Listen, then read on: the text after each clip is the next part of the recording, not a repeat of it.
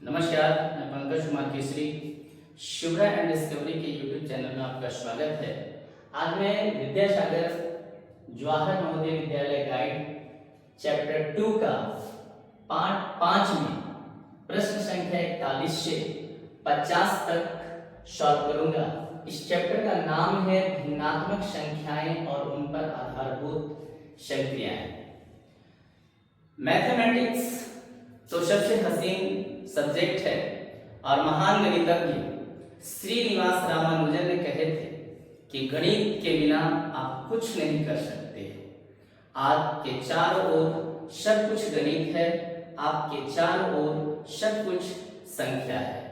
तो आइए चलते हैं अब प्रश्न की ओर। प्रश्न संख्या 41 में है। प्रश्न संख्या 41 में है क्वेश्चन 0.1 गुने 0.1 गुने 0.1 माइनस 0.01 गुने 0.01 गुने 0.01 क्वेश्चन मार्क।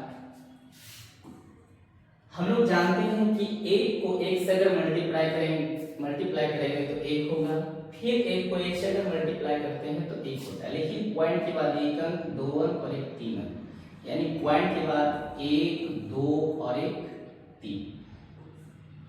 अगला है 0.01 को, तो एक को यहाँ भी मल्टीप्लाई करेंगे तो 1 होगा, लेकिन पॉइंट के बाद 2, 2 4 और 2 6, यानी 1, 2, 3, 4, 5 और 1 यहाँ 1 देना होगा, तो 6 हो जाएगा। अब इसको हम लोग घटाते हैं सामने, पूरा डिटेल से हम घटा रहे हैं ताकि बच्चे लोग को कहीं दिक्कत ना हो। 3, 4, 5, 6, 10 में 1 गया 9, यहाँ बचा 9, यहाँ हो गया 0, 0, 0.0। अब देखते हैं 0.000999, यानी हमारा ऑप्शन ए सही है। ऑप्शन यहाँ क्या हो जाएगा इसका आंसर। नेक्स्ट प्रश्न है 42 नंबर क्वेश्चन में क्या कह रहा है कि 3.5 में किस संख्या से गुणा किया जाए। तो मैंने पहले भी बताया था कि किसी संख्या को गुणा किया जाए, जोड़ा जाए, घटाया जाए, तो हम लोग x मान लेते हैं। तो 3.5 को अगर हम लोग x से गुणा करें, संख्या को गुणा किया जाए कि गुणनफल 0.035 हो जाएगा। तो इसलिए x बराबर 0.035, ये गुणा में तो भागम चला जाएगा 3.5, यहाँ पॉइंट हटाते हैं, यहाँ भी पॉइंट हटाते हैं, तो पॉइंट के बाद यहाँ 3 अंक है, यहाँ पॉइंट के बाद 1 अंक है, तो 2 0 यहाँ हम लोग को ऑलरेडी बढ़ाना पड़ेगा। यहाँ हो जाएगा 35/3500। 35 को 1 से गुणा करेंगे तो 100 हो जाएगा, यानी 1 बटा हमारा बच रहा है 100। इसको अगर पॉइंट में करते हैं तो 2 0, तो 2 अंक के पहले पॉइंट होना चाहिए, यानी 0.01, यानी ऑप्शन हमारा बी सही हो जाएगा। नेक्स्ट प्रश्न की ओर चलते हैं। Question number 43।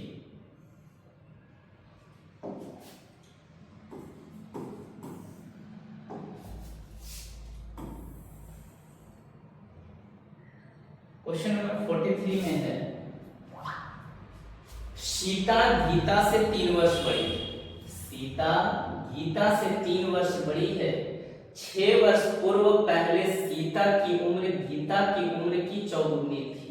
सीता और गीता की वर्तमान उम्र क्या है। तो सबसे पहले हम लोग देखते हैं माना गीता की आयु बराबर हो जाएगा हमारा x वर्ष, तथा सीता की आयु बराबर हो जाएगा हमारा, सीता गीता से 3 वर्ष बड़ी है। गीता से 3 वर्ष बड़ी है तो इसको x+3 वर्ष करना होगा। अब यहाँ है 6 वर्ष पूर्व प्रश्न से 6 वर्ष पूर्व सीता की उम्र गीता की उम्र की चौगुनी थी। x - 6 बराबर x + 3 - 6 हो जाएगा। अब यहाँ कारण प्रश्न क्या कि 6 वर्ष पूर्व, दोनों को 6 वर्ष पूर्व कर दिए हैं। उम्र गीता की उम्र की चौगुनी, तो गीता की उम्र को क्या करना पड़ेगा चौगुनी, यानी 4x minus 4 × 24 x minus 3 4x, ये x प्लस में है तो माइनस में हो जाएगा -3 और ये 24 माइनस में है तो जाकर के प्लस में हो जाएगा। 4x में 1 चला जाएगा 3x, 24 में 3 चला जाएगा तो बच जाएगा हमारा 21।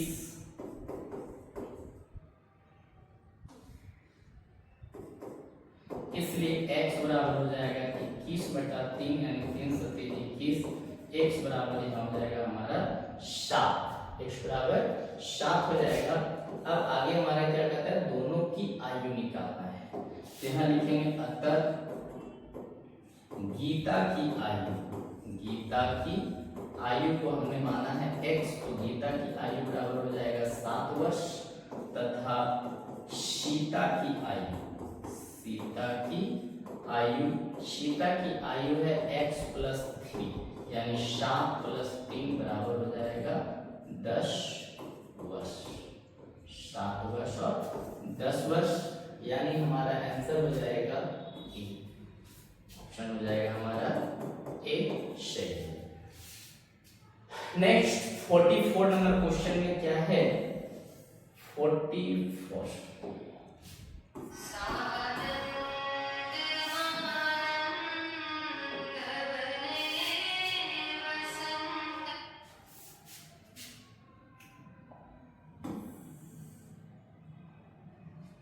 44 नंबर क्वेश्चन में है किसी धन का 1/5 भाग उसके 1/7 भाग से 20 अधिक है तो धन क्या है।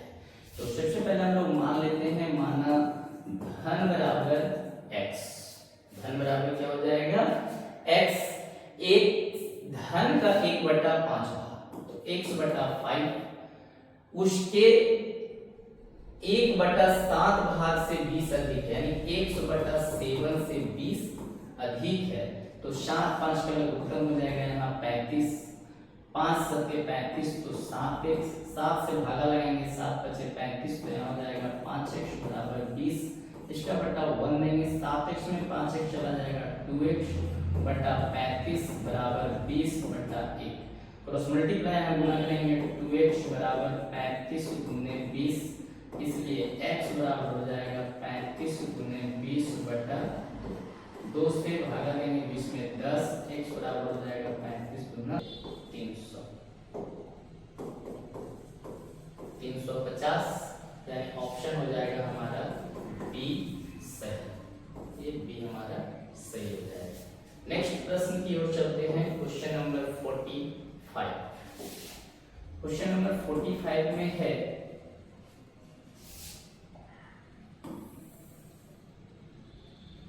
45 में कह रहा है, प्रश्न को ध्यान से समझेंगे। मोहन को दी गई संख्या का 8/9 से गुणा करने को कहा गया।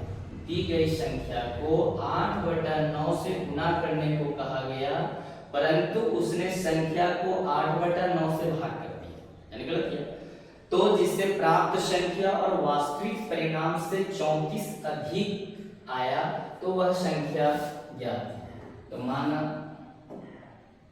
यहाँ हो जाएगा, माना संख्या बराबर हम लोग क्या कर लेते हैं x, संख्या बराबर x। तो अब क्या कह रहा है कि जिससे प्राप्त संख्या और वास्तविक संख्या, तो सबसे पहले हम लोग वास्तविक संख्या निकालते हैं। वास्तविक संख्या बोला गया x का 8/9 से गुणा किया जाए, तो यहाँ हो जाएगा 8x/9। अब इससे बोल रहा है प्राप्त संख्या, प्राप्त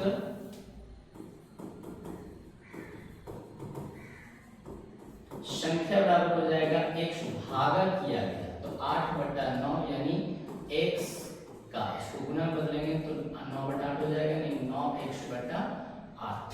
अब कह रहा है जिसमें प्राप्त परिणाम वास्तविक परिणाम से 34 अधिक है, यहाँ हो जाएगा हमारा प्रश्न से 9x/8 माइनस 8x/9 बराबर 34 अधिक है। अब 8 और 9 का एलसीएम निकालेंगे तो हो जाएगा 72, 8 से भागा देंगे 9 में, तो 9 में हो जाएगा 81x माइनस 9 8 72, तो 8 8 64x बराबर 34, इसका बटा 1 दे देंगे। 81 में 64 जाएगा, 11 में 4 गया 7, 7 यहाँ बचा 7, 7 में 1 6 गया तो 1 17, x बराबर 34 गुने 72, इसलिए x बराबर हो जाएगा 34 गुने 72 बटा 17। 17 को 2 से गुना करेंगे 17 गुना 34, 72 को 2 से गुना करेंगे 144, यानी ऑप्शन हो जाएगा हमारा डी सही। क्या हो जाएगा? ऑप्शन इसका हो जाएगा डी आंसर। नेक्स्ट प्रश्न है क्वेश्चन नंबर 46।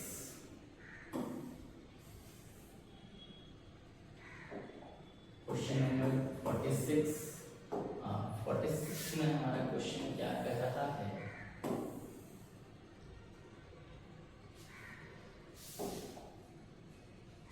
क्वेश्चन 46 में एक छात्र को किसी संख्या का 12/17 से भाग देने को कहा गया, परंतु छात्र ने 12/17 से गुणा कर दिया, जिससे प्राप्त वास्तविक परिणाम से 145 कम प्राप्त हुआ, तो वह वास्तविक संख्या। सेम क्वेश्चन है, थोड़ा सा बदल गया। माना संख्या बराबर हो जाएगा हमारा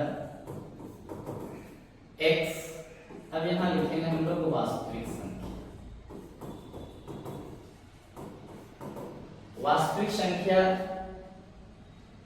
हमारा हो जाएगा भाग देने को कहा गया, तो x का x भागा 12/17, यहाँ हो जाएगा x गुना 17/12 यानी 17x/12। फिर बोला परंतु छात्र ने 12/17 से गुना कर दिया, तो यहाँ हो जाएगा प्राप्त संख्या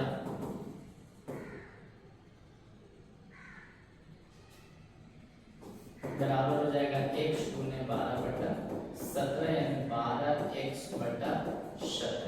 तो अब बोल रहा है कि जैसे प्राप्त परिणाम वास्तविक परिणाम से 145 कम प्राप्त हुआ, तो यहाँ पे लिखेंगे हम लोग 17x/12 माइनस 12x/17 बराबर 145।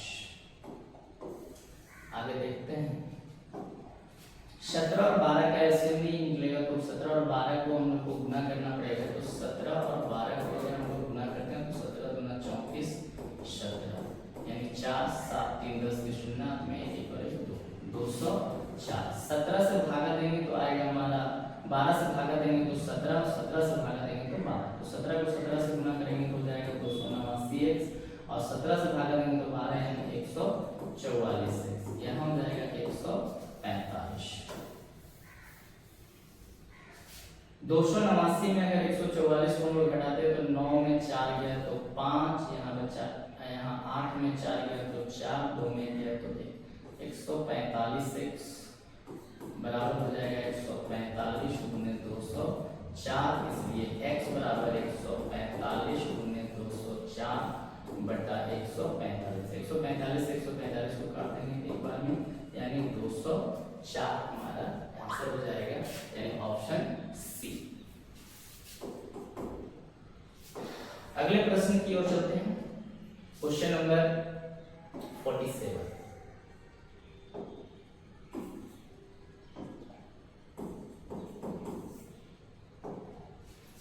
क्वेश्चन नंबर हमारा 47 में है,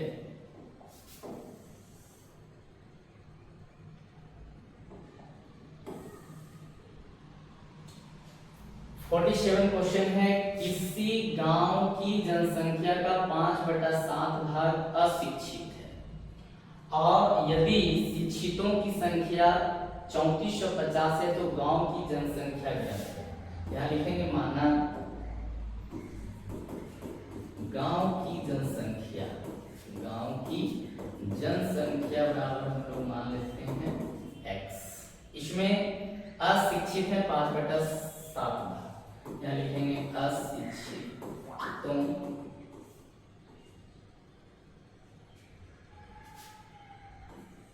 की संख्या x का 5/7, यानी यहाँ हो जाएगा हमारा 5x/7। अब बोल रहा है कि शिक्षितों की संख्या है 3450। शिक्षितों की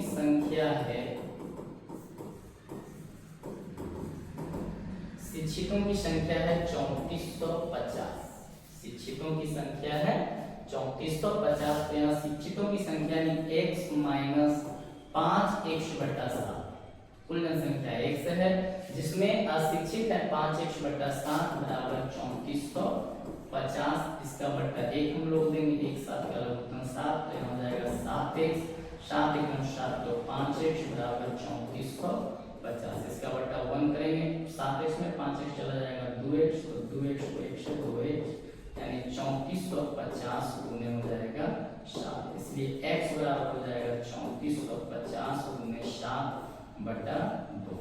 2 से 2 एकम 2, 2 से 14, 2 दूनी 4, 2 बचे 10। x बराबर हो जाएगा हमारा 7 बचे 35 के 5 हाथ में 3, 7 दूनी 14, 3 17 के 7 हाथ में 1, 7 7 49 से 50 के 0 में 5, 7 एकम 7 और 5 12,075 वहाँ की जनसंख्या थी। 12,075 यानी ऑप्शन हो जाएगा हमारा ए सही। नेक्स्ट प्रश्न की ओर चलते हैं। Question number 48। क्वेश्चन नंबर 48 में है, देखते हैं 48 क्वेश्चन हमारा क्या कह रहा है कि यदि 3.5 किलोग्राम चांदी का मूल्य 120 रुपया है, क्या लिखेंगे पहले, चूंकि एक्सप्लेनेशन आया था 3/5 केजी चांदी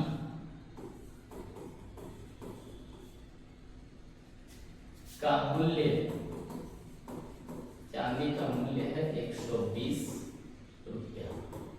तो सबसे पहले हम लोग 1 केजी का निकाल लेते हैं। 1 केजी चांदी का मूल्य बराबर 120 गुने 5/3, इसलिए 1/2 केजी का निकाल। 1/2 केजी चांदी का मूल्य बराबर 120 गुने 5/3 गुने 1/2। 3 से 40 दिया 120, यहाँ 2 से 20 दूनी 40, यानी 20 बचे हमारा हो जाएगा 100 रुपया, ऑप्शन हो जाएगा हमारा बी सही। नेक्स्ट पेज में चलते हैं। Question number 49। क्वेश्चन नंबर 49 हमारा क्या कर रहा है, बहुत आसान प्रश्न है, ध्यान से देखेंगे।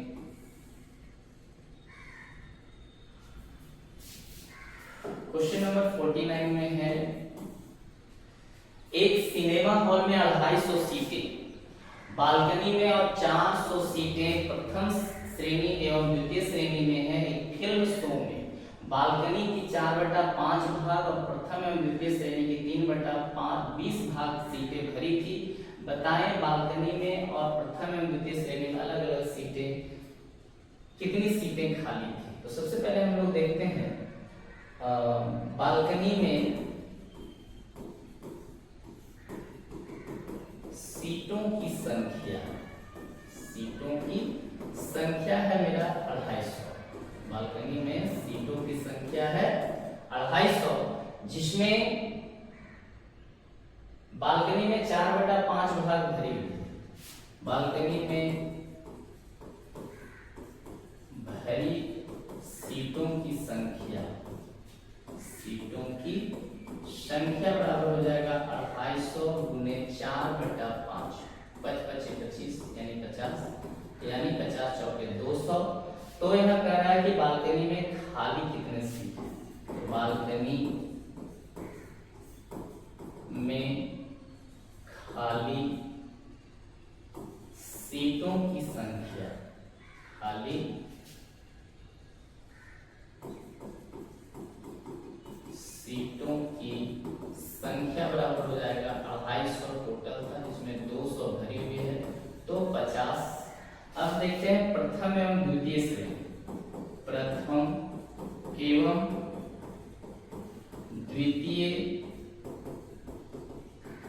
श्रेणी में सीटों की संख्या संख्या बराबर है 400। फिर लिखते हैं प्रथम एवं द्वितीय श्रेणी में भरी सीटों की संख्या बराबर 400 गुने हो जाएगा हमारा 3/20। 20 को 20 से गुना करेंगे, 400 ने 20 दिया 60। अब यहाँ लिखेंगे प्रथम एवं द्वितीय श्रेणी में खाली सीटों की संख्या बराबर, तो टोटल सीट हमारा था 400।